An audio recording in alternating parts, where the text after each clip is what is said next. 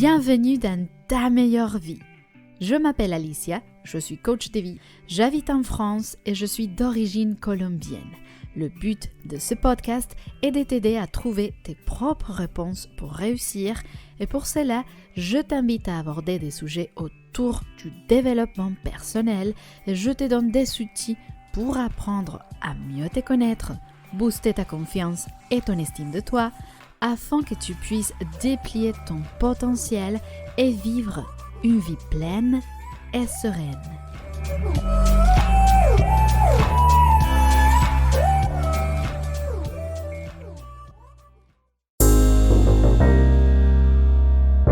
Hola et bienvenue dans un nouvel épisode de Ta meilleure vie.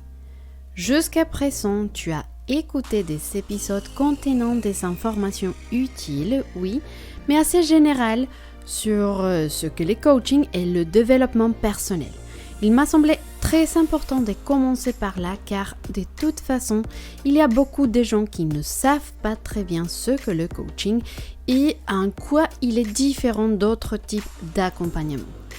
À partir d'aujourd'hui, on va sûrement parler des sujets beaucoup plus concrets et précis sur mon domaine de travail qui est la dépendance affective et l'impact que cela peut avoir sur l'estime de soi.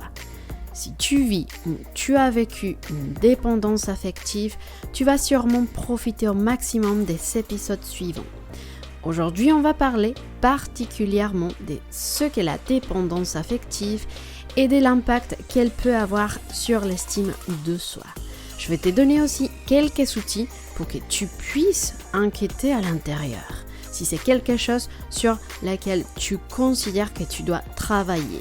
Alors, installe-toi confortablement et je te souhaite une très bonne écoute.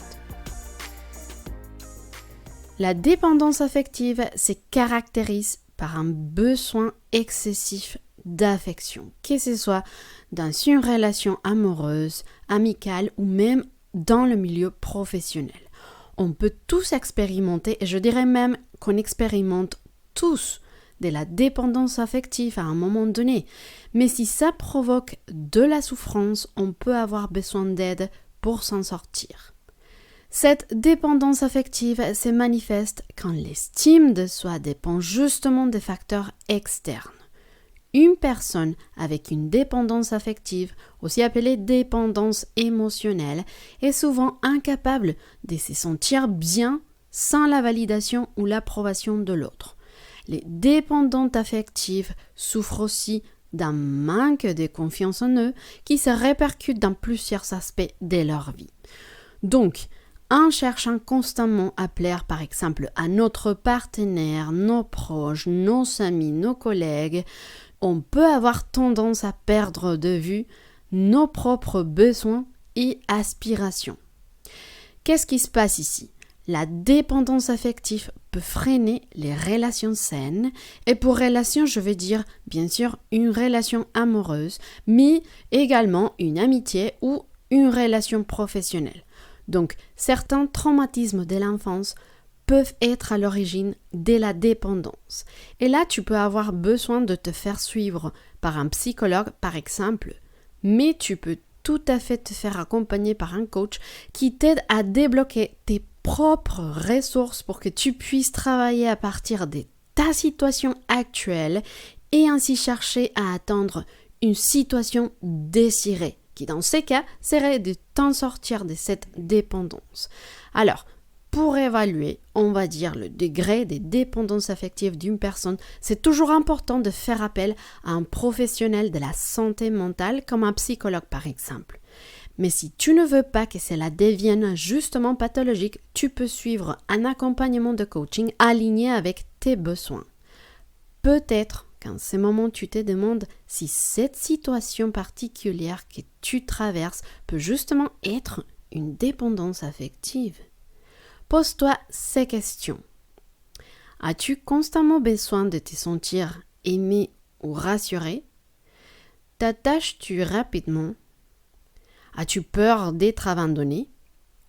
Est-ce que tu acceptes souvent ce qui est inacceptable pour toi juste pour ne pas avoir le sentiment de vide? Est-ce que tu supportes la solitude ou c'est quelque chose d'inimaginable? Ressens-tu de la jalousie excessive? Comment tu poses tes limites? Comment tu les exprimes? Si tu te réponds avec toute transparence et sincérité, alors sûrement, tu sais à quel point tu peux expérimenter cette dépendance affective. Plutôt, je fais ces références au fait de baser l'estime de soi sur des facteurs externes. Tu auras donc compris le lien direct entre la dépendance affective ou la dépendance émotionnelle et l'estime de soi. Et ce qui se passe, c'est qu'avant de vouloir une relation, qu'elle soit amoureuse, amicale ou professionnelle, il faut s'occuper de la relation la plus importante au monde. Et c'est justement la relation avec soi-même. Comment s'en sortir de cette situation? Comment se débarrasser de la dépendance affective? Je vais te donner quelques indices pour que tu puisses commencer à travailler si c'est quelque chose dont tu penses avoir besoin. Donc la première étape consiste à prendre conscience. Il est essentiel pour toi de reconnaître que tu es dépendante affective. Si tu veux te faire suivre en même temps par un psychologue et puis te faire accompagner par un coach, c'est formidable. L'idée, c'est que tu puisses te recentrer sur tes propres besoins et désirs. Donc, si par exemple, tu as identifié que tu as peur de l'abandon, tu peux pratiquer des exercices simples, comme l'exposition volontaire à des moments de solitude, trouver un loisir et t'engager et apprendre à accepter tes émotions et frustrations. Tu peux aussi pratiquer une activité physique, un sport ou faire de la méditation pour regagner confiance en toi et t'aider à éliminer les pensées négatives. Ne t'inquiète pas, on va aborder le sujet de l'estime de soi plus en profondeur dans un autre épisode du podcast. Donc, on a encore beaucoup de choses à développer ensemble. Apprendre à écouter tes propres besoins n'est pas égoïste, c'est quelque chose que tu dois comprendre. Bien au contraire, c'est un acte d'amour propre et quand tu sais t'aimer et t'accepter, tu peux donner le meilleur de toi aux autres. Dans le bouddhisme, on dit que lorsqu'on guérit, le monde guérit. Et cela a du sens, car je ne sais pas si tu l'as remarqué, mais en tout cas, les autres sont souvent le reflet de certaines de nos carences. Si tu veux qu'on fasse un diagnostic ensemble, envoie-moi un message privé sur Insta, Ali Carrillo Coach. Carrillo, c'est C-A-R-R-I-L-O. En me disant ce que tu as aimé le plus de ce podcast, je t'offrirai un appel bilan. J'espère que cet épisode t'a clarifié beaucoup de choses sur la dépendance affective et que si c'est ton cas, tu pourras prendre conscience de l'importance de travailler sur toi, car la première étape pour sortir de cette dépendance est la volonté de te responsabiliser de ton propre bien-être.